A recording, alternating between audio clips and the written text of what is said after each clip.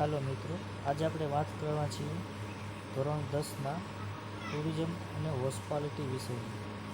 તો હું vocational trainer Rajesh Kumar Gohil, Shri સરકારી ઉચ્ચતર માધ્યમિક શાળા ફતેગઢથી. તો ચાલો આગળ વધીએ. તો આજનો આપણો વિષય છે પ્રકરણ 1નો ગ્રાહક અને સેવા કેન્દ્રિત.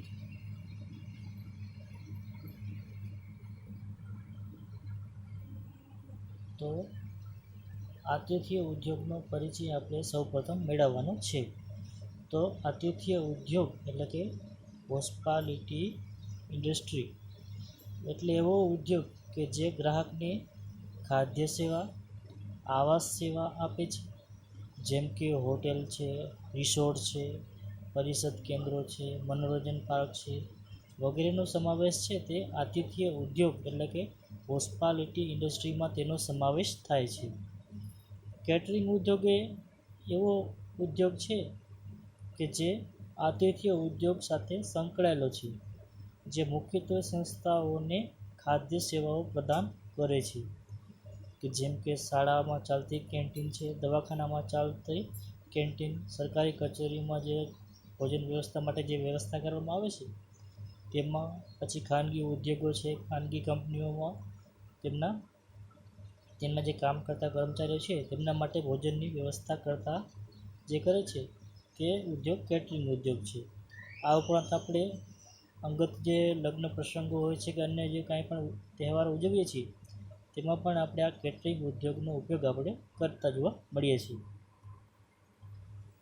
તો સૌપ્રથમ આપણે જાણવાનું છે હોસ્પિટાલિટીનો અર્થ. તો ઓક્સફર્ડ ડિક્શનરી અનુસાર હોસ્પિટાલિટીનો અર્થ છે તે આ પ્રમાણે છે કે મુલાકાતીઓ કે અજાણ્યાનું ઉદારતા અને સારા હેતુ સાથે મહેમાનોનું સ્વાગત અને મનોરંજન કરવું. હોસ્પિટાલિટી શબ્દ એ હોસ્પાઈ શબ્દ પરથી ઉતરી આવેલો છે, જેનો અર્થ થાય છે પરિચર્યા ગૃહ. તો મધ્યયુગમાં જ્યારે મુસાફરો છે કે યાત્રાળુઓ છે તે અન્ય જગ્યાએ જતા ત્યારે પોતાના આરામ માટેનું જે ઘર હતું તેને પરિચર્યા ગૃહ એટલે કે હોસ્પાઈના ત્યાંથી જે શબ્દ છે એ ઉતરી આવ્યો છે. ત્યારબાદ સમય જતાં હોસ્પિટાલિટીમાં હોટલ અને રેસ્ટોરન્ટ એનો સમાવેશ છે કરવામાં આવ્યો. તો પ્રાથમિક સમયમાં આપણે જોઈએ કે હોસ્પાઈ શબ્દનો અર્થ ફક્ત એક જ હતો કે આરામ માટેનું ઘર. ત્યારબાદ ઘણા સમય પછી પરિવર્તન આવ્યું અને હોસ્પિટાલિટી જે શબ્દ છે એમાં આ હોટલ અને રેસ્ટોરન્ટ છે એનો પણ સમાવેશ એમાં કરવામાં આવ્યો. ત્યાર પછી આપણે જાણવાનું છીએ આતિથ્ય ઉદ્યોગનો પ્રકાર અને અર્થ. તો આતિથ્ય ઉદ્યોગ એટલે એવી કંપનીઓ અથવા સંગઠનોનો ઉલ્લેખ કરી રહ્યા છીએ કે જે લોકો પોતાના ઘરથી દૂર હોય છે તેવા લોકોને પીણું છે, ખોરાક છે અને આવાસની સેવા છે એ પ્રદાન કરે છે કે આપે છે. એટલે કે જે લોકો પોતાના ઘરથી દૂર ગયેલા હોય ત્યાં તેમને મુખ્ય જે જરૂરિયાત છે એમની 3: પીવાનું, ખાવાનું અને રહેવાનું, એ ત્રણેય જરૂરિયાતો છે એ પૂરી આ ઉદ્યોગમાં કરવામાં આવે છે. તો ત્યાર પછી આપણે જાણવાના છીએ આતિથ્ય ઉદ્યોગની લાક્ષણિકતાઓ. તો હોસ્પિટાલિટી ઉદ્યોગની જે લાક્ષણિકતાઓ છે તે આ પ્રમાણે છે કે તે ઉત્પાદન સેવા સાથે જોડાયેલ છે.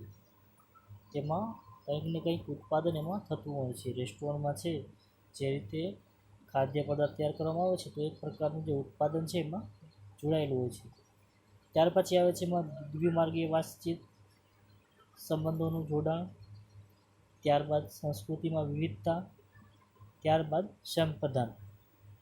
તો આની વિગતવાર માહિતી મેળવીએ તો સૌપ્રથમ આવે છે ઉત્પાદન સેવા સાથે જોડાયેલ છે. તો આતિથ્ય ઉદ્યોગમાં ગ્રાહક ભાગ્યે જ શુદ્ધ ઉત્પાદનનો વપરાશ કરે છે, પણ તે ઉત્પાદનો અને સેવાનું મિશ્રણ હોય છે. ઉદાહરણ તરીકે જ્યારે ગ્રાહક રેસ્ટોરન્ટમાં જમશે ત્યારે તેને ખોરાક અને પાણી સાથે સેવા પણ એમાં આપવામાં આવે છે.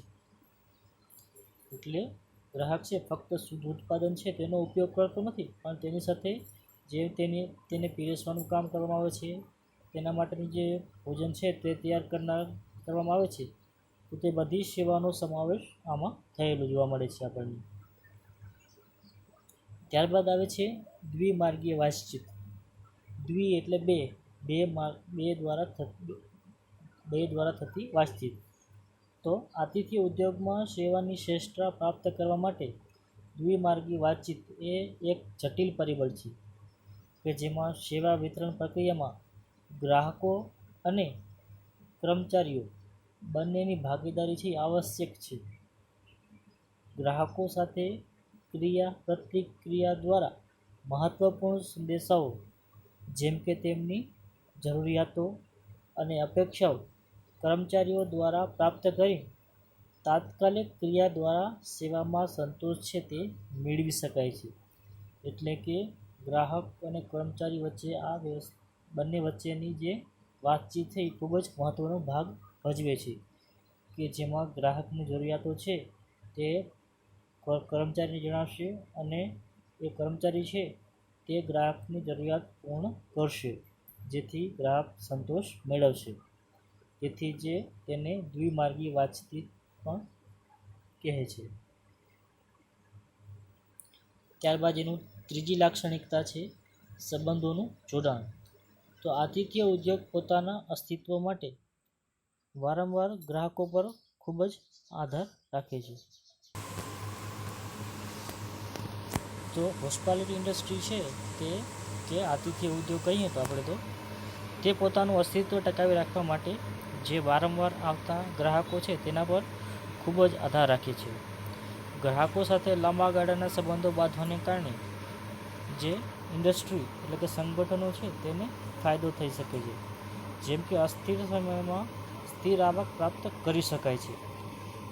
ત્યાર પછી ગ્રાહકના સકારાત્મક શબ્દ દ્વારા કંપની કે સંસ્થાની પ્રતિષ્ઠા છે એ વિકસાવી શકાય છે. એટલે કે જો ગ્રાહક આપણી પાસે આવે અને તેને સારી જો સેવા આપવામાં આવે તો તે ગ્રાહક છે એ અન્ય વ્યક્તિને જણાવશે અને તે રીતે જે લોકો છે તે આપણી હોટલ કે રેસ્ટોરન્ટમાં આવતા થઈ જશે.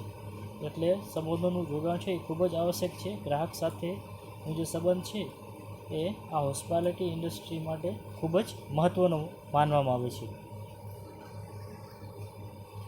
ત્યારબાદ એનું ચોથું લક્ષણ છે સંસ્કૃતિમાં વિવિધતા.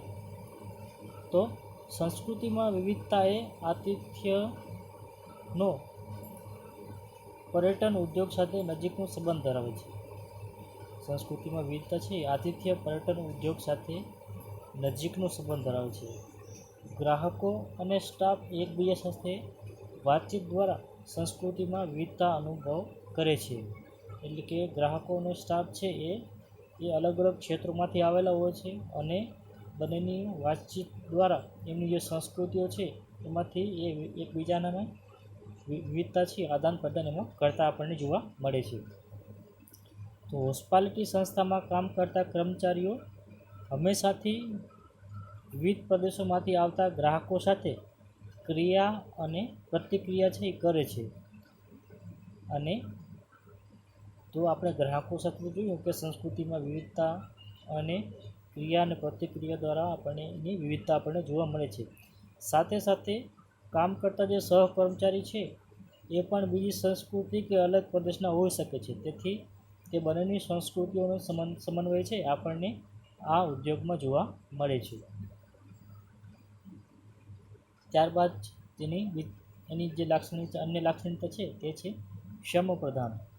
તો શ્રમપ્રધાન તરીકે આતિથ્ય ઉદ્યોગની પ્રકૃતિ સેવાલક્ષી હોય છે. ગ્રાહક માટે યાદગાર અનુભવ બનાવવા માટે હંમેશા તેને વધુ સ્ટાફની જરૂરિયાત રહે છે. તો ગ્રાહકો સાથે જો અનુભવ જે સારો બનાવવો હોય તો આ જે હોસ્પિટાલિટી ઇન્ડસ્ટ્રી છે આતિથ્ય ઉદ્યોગ છે તેને વધુને વધુ સ્ટાફની જરૂરિયાત રહે છે. ઉદાહરણ તરીકે જોઈએ તો સારી રેસ્ટોરન્ટ કે 5 સ્ટાર હોટલ તો જેનું હેતુ છે તેમના ગ્રાહકોને એક પછી એક બધી સેવાઓ પૂરી પાડવાનો છે. ત્યાં મહેમાનો માટે સ્ટાફનો ગુણોત્તર છે એ વધુ હોય છે.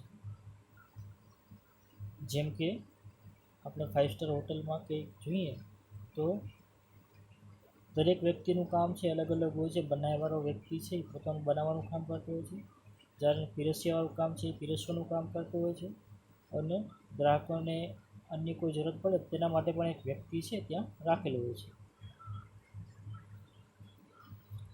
ત્યાર પછી આપણે જોવાના છીએ આતિથ્ય ઉદ્યોગ અને પર્યટન વચ્ચેનો સંબંધ. તો હોસ્પિટાલિટી ઇન્ડસ્ટ્રી અને આ જે પર્યટન વચ્ચેનો સંબંધ જોઈએ તો આતિથ્ય ઉદ્યોગનું કાર્યક્ષેત્ર. તો મહેમાનોનો અર્થ એ છે કે જો તેમના ઘરથી દૂર છે, તેથી તે આતિથ્ય ઉદ્યોગનો ખ્યાલ છે તેમાંથી પેદા થયો અને ચોક્કસ પર્યટન ઉદ્યોગ સાથે સંબંધ ધરાવે છે. મહેમાનો એટલે કે ગેસ્ટ. તો ગેસ્ટ છે હંમેશા જ્યારે પોતાના ઘરથી દૂર હોય છે અને તેના પરથી પોતાના ઘરથી દૂર હોવાને કારણે દૂર ગયા હોય તો તેનું જે ટ્રાવેલિંગ છે એ થયેલું આપણે ગણાય. તેથી આ આતિથ્ય ઉદ્યોગ છે એ પર્યટન ઉદ્યોગ સાથે ઊંડો સંબંધ છે ધરાવે છે. આતિથ્ય ઉદ્યોગના કાર્યક્ષેત્રમાં ફક્ત રહેવા માટેની સેવા કે ખાદ્ય સેવા સાથે સંબંધ ધરાવતી નથી, પણ પર્યટન સાથે પણ તે સંકળાયેલ છે. જેમ કે એરલાઇન સેવા છે કે થીમ પાર્ક છે. તો આ હોસ્પિટાલિટી ઇન્ડસ્ટ્રી છે તે ફક્ત રહેવા અને ભોજનની વ્યવસ્થા કરતી હોય તો તેટલું જ એનું કાર્યક્ષેત્ર નથી. તેનું કાર્યક્ષેત્ર છે એ એક પર્યટન ક્ષેત્રે પણ એનું સંકળાયેલું છે. જેમ કે લોકોને ટ્રાવેલિંગ માટે જે સેવાઓ જે આપતી હોય તે એરલાઇન્સ છે, થીમ પાર્ક છે, તેનો સમાવેશ પણ આ આતિથ્ય ઉદ્યોગ સાથે જોડાયેલો છે.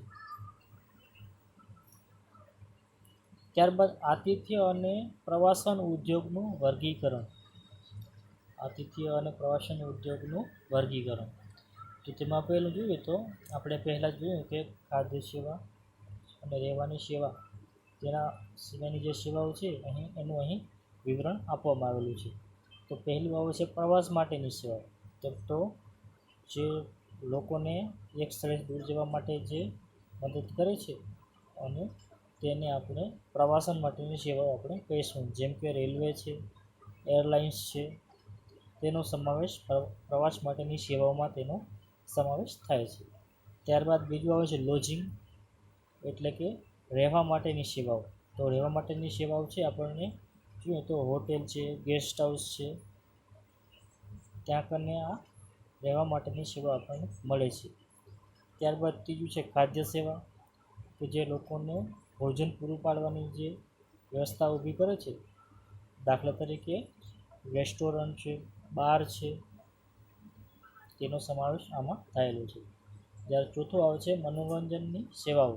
તો જે મનોરંજન પૂરું પાડે છે, જેમ કે બગીચાઓ છે, ગેમિંગ ઝોન છે, તો બધાનું કાર્ય જે ગેસ્ટ છે તેમનું મનોરંજન પૂરું પાડવાનું.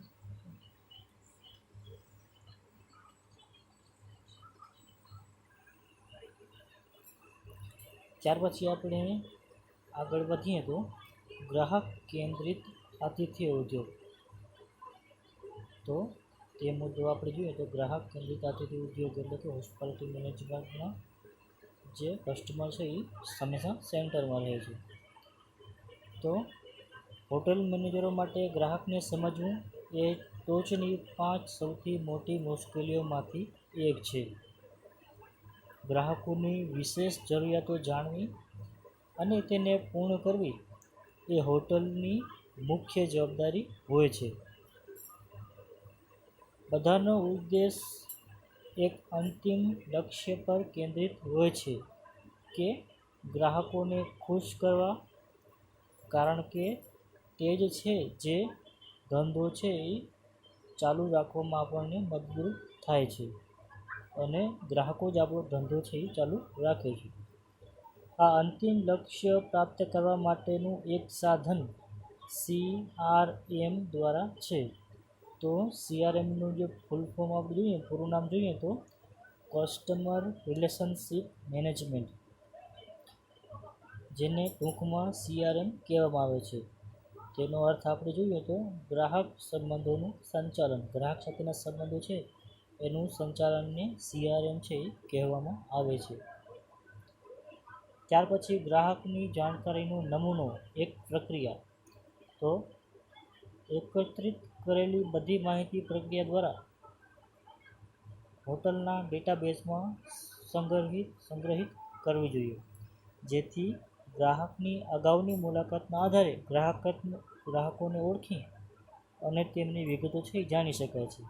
તો આ એક ખૂબ જ મહત્ત્વની બાબત છે કે ગ્રાહક એક વખત આપણી પાસે આવી ગયેલા હોય તો તેની આપણે માહિતી છે એ સ્ટોરેજ આપણે કરીએ છીએ, આપણી પાસે એનો રેકોર્ડ રહેલો હોય છે.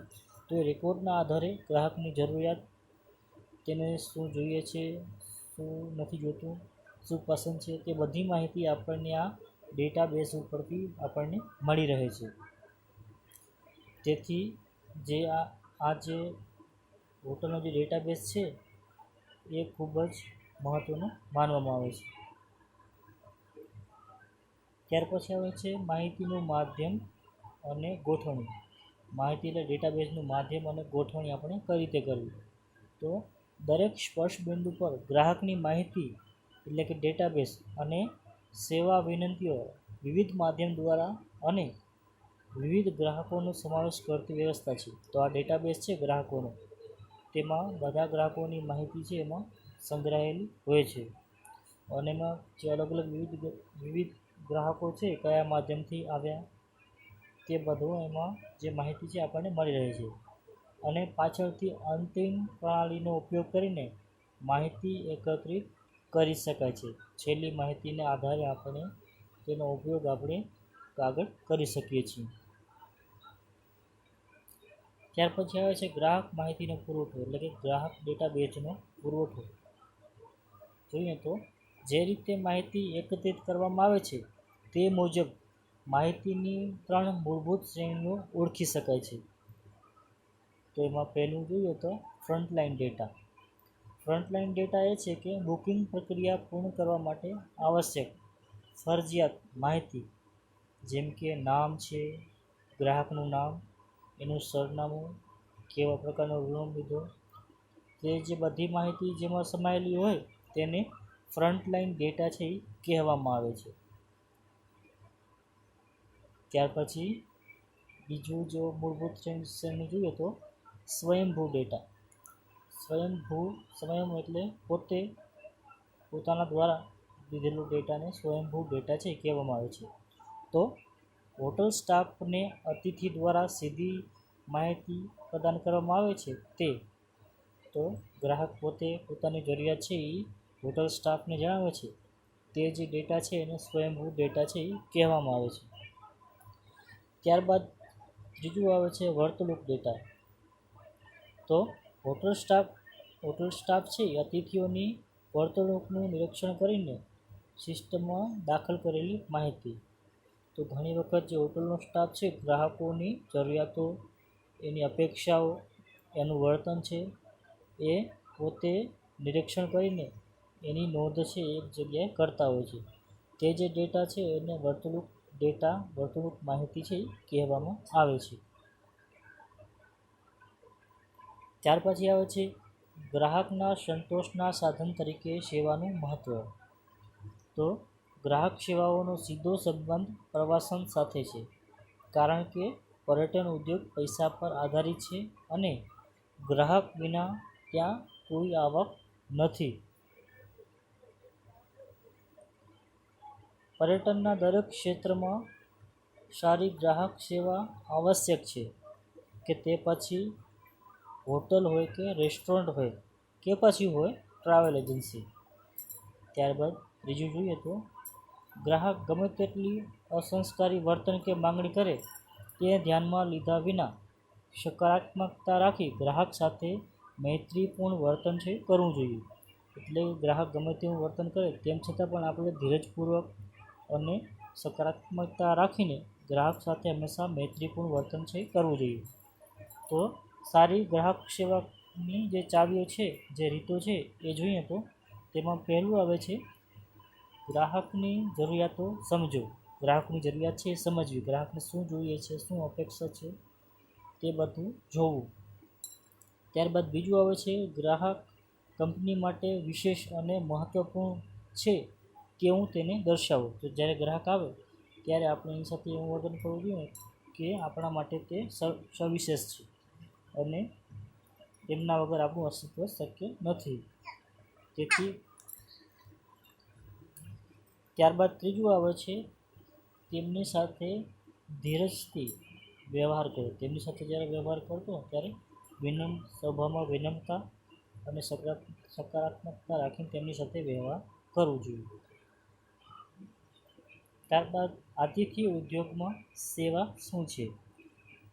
હોસ્પિટાલિટી ઇન્ડસ્ટ્રી છે એમાં જે આ સેવા છે એ શું છે? તો તે નિર્વિવાદિત છે કે આતિથ્ય ઉદ્યોગમાં હરીફાઈ ખૂબ જ વધારે હોય છે, જે ગ્રાહક માટે ઉચ્ચ ગુણવત્તાવાળી ગ્રાહક સેવા અનિવાર્ય બનાવે છે.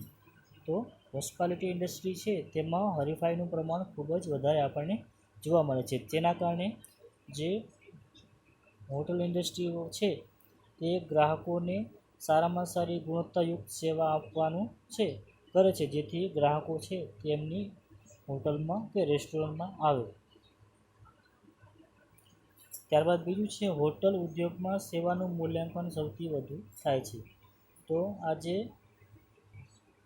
હોટલ ઇન્ડસ્ટ્રી છે તેમાં સૌથી વધુ મૂલ્ય છે તે સેવાનું હોય છે અને તેનું જ મૂલ્યાંકનના આધારે ગ્રાહકો આવતા આપણને જોવા મળે છે.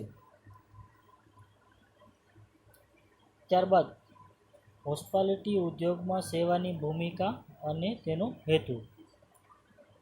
તો તેમાં જોઈએ તો પહેલું જોઈએ તો તેમાં સેવાની ભૂમિકા અને હેતુ પહેલાં એ છે કે પહેલો હેતુ જોઈએ તો ગ્રાહકના સ્વભાવને જાણવો.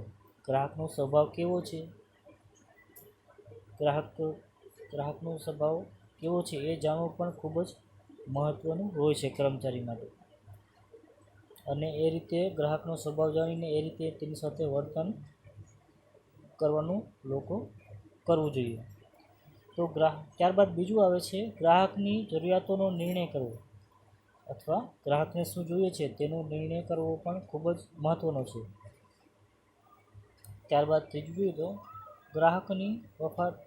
ગ્રાહક સાથે હંમેશા વફાદારીપૂર્વકનો વર્તન છે કરવું જોઈએ. ત્યારબાદ ચોથું જોઈએ તો આતિથ્ય ઉદ્યોગમાં ગ્રાહક સેવાના નિર્ણાયક ભાગ તરીકે પ્રતિસાદ. ગ્રાહક સેવામાં જે અતિ નિર્ણાયક હોય તો તે છે પ્રતિસાદ. એટલે કે ગ્રાહકો છે તે સેવાનું જ્યારે વર્ણન કરે છે જતી વખતે તો તેનો જે પ્રતિસાદ છે એ ખૂબ જ મહત્ત્વનો હોય છે.